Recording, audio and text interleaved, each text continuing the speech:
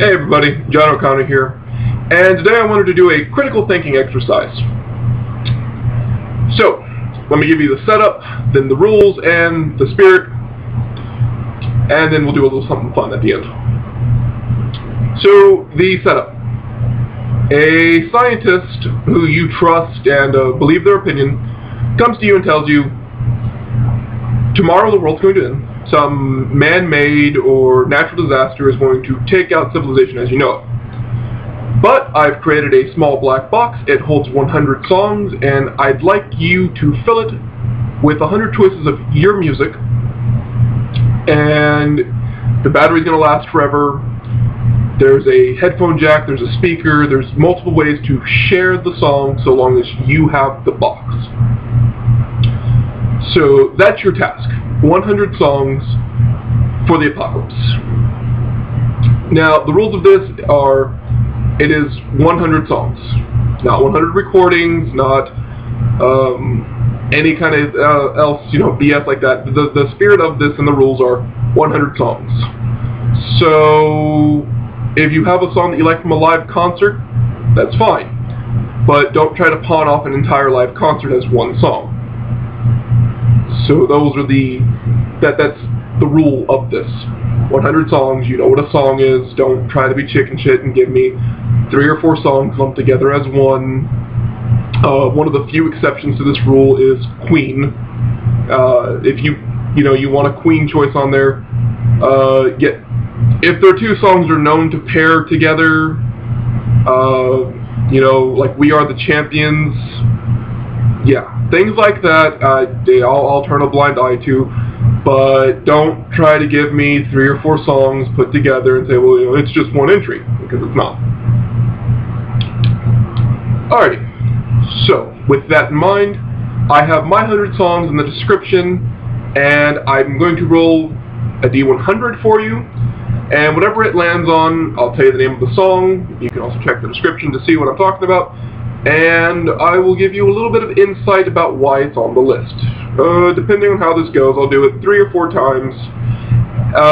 When the video's over, if you see a song on the list and you want to ask a question about it, just leave a comment for me. Also, this is something I would love for you guys to share. Make this go, I don't want to say go viral, but kind of just spread the word a little bit.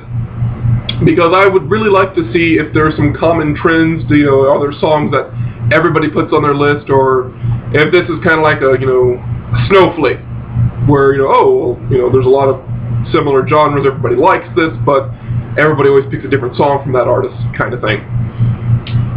Alrighty, with that in mind, let me roll the dice.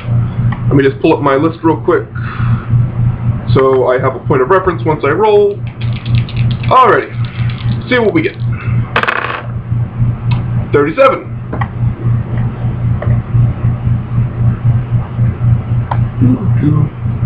The Sound of Silence by Simon and Garfunkel.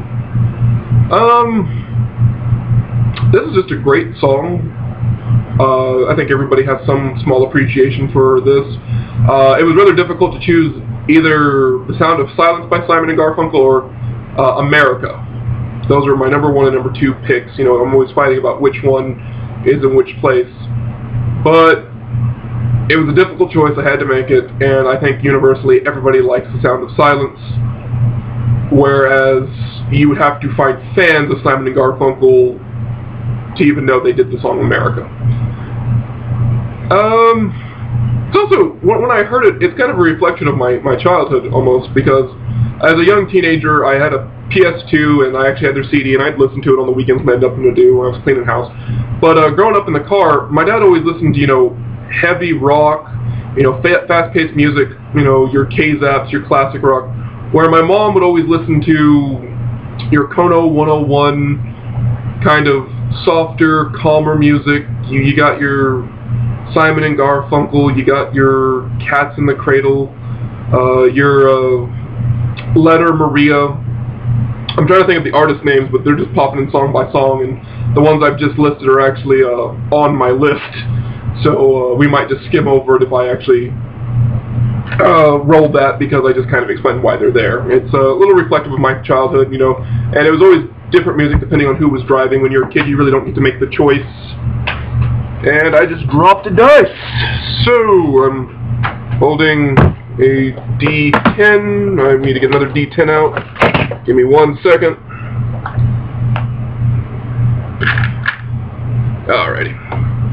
Let's do this again. 42. 42 is You Are So Vain by Carly Simon. Again, this was another classic pop song I heard in the car with my mom. Really just an enjoyable song. So, I'm gonna not count that as a roll, because I kind of just explained why it's there already in my last one. 53. Let's see what 53 gives us. Rich Girl by Hall & Oates. Hall & Oates have a lot of just great 80s pop songs, things that when I think of the decade, I always think of Hall & Oates and a couple other, you know, one-hit wonders, but Hall & Oates always, you know, gave you something. You know, they were more of a flash in the pan than a one-hit wonder. But Rich Girl, definitely my favorite Hall & Oates song. I know all the words to it. And whenever I see someone conceited or, you know, being kind of bitchy, and they walk by, "You're a rich girl," start singing it to them. Some people who appreciate music have gotten offended by that joke. Other people who were just idiots were like, "I don't even know what you're singing, that's stupid." Yeah. So, that's why that one's on the list. Let's roll the dice again and see what we get. 97. Alright, way down there on the list.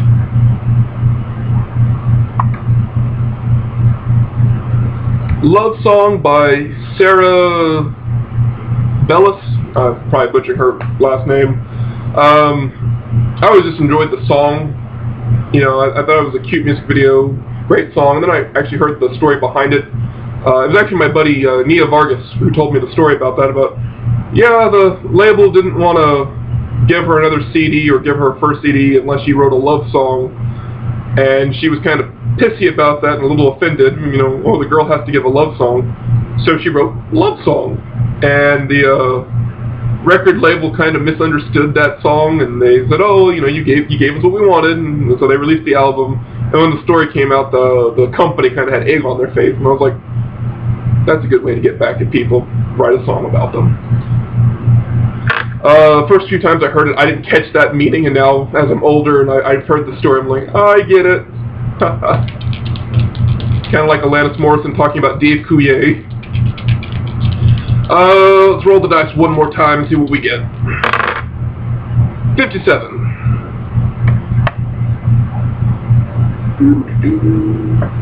57. Sweet Emotions by Aerosmith. Aerosmith is one of the few artists I have on here twice, but the reason they're on here twice is because I have Sweet Emotions, which I'm like, Growing up, I always enjoyed Sweet Emotions, hearing it. I was tempted to put the song from Armageddon, but I was like, I'm good. Bruce Willis dying really doesn't do it for me. Right under Sweet Emotions, I actually have Walk This Way by Aerosmith and Run DMC.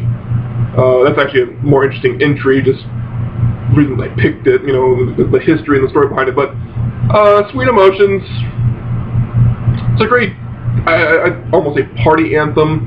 You know, it gets you hyped up for something. You know, it always gets you excited. You know, you start singing along with it. So that's why it's here. I'm kind of doing a crap job explaining why Sweet Emotions here, but it's an Aerosmith song. I like Aerosmith. One of them on the list, and that's what ended up here. I'm gonna roll the dice one more time, and maybe we'll find something, you know, an interesting or a fun little anecdote I have about it. 55. Let's see here. The Night the Lights Went Out in Georgia by Reba McEntire.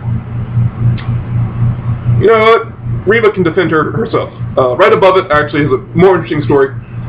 Riders on the Storm by The Doors. The reason I like this song is because, for some ungodly reason, my dad gave me weird advice, and I don't know if it was just him being a troll or what, but he told me, if you ever have the desire to pick up a hitchhiker, and this song comes on the radio, just keep driving.